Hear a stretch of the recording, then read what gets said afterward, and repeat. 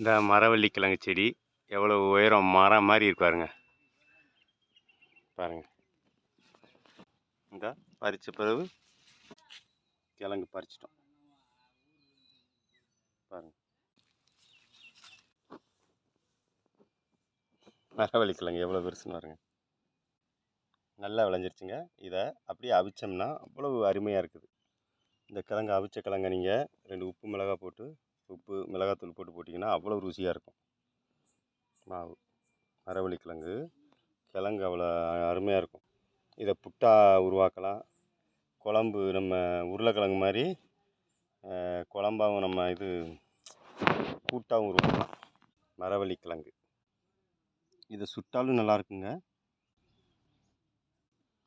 கடைகளில் சிப்ஸ் போடுறாங்க, அது இன்னும் நல்லது தான். இப்படி இருக்க மரவள்ளி கிழங்கு தாங்க சிப்ஸும் போடுறாங்க.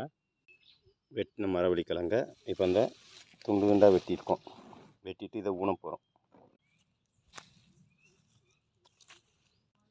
இதில் மேல் பக்கம்தான் கீழே இருக்கும், மேலே இருக்கணும்.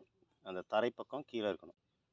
எப்படி கவனிக்கிறதுனா, இந்த இருக்கு பாருங்க, சிறு முளை இருக்கா, இது மேலே இருக்கணும். அதை கவனிச்சுக்கணும். சில நேரங்களில் தலைகீழ ஊனிடுவாங்க, அதை தவிர்க்கலாம்.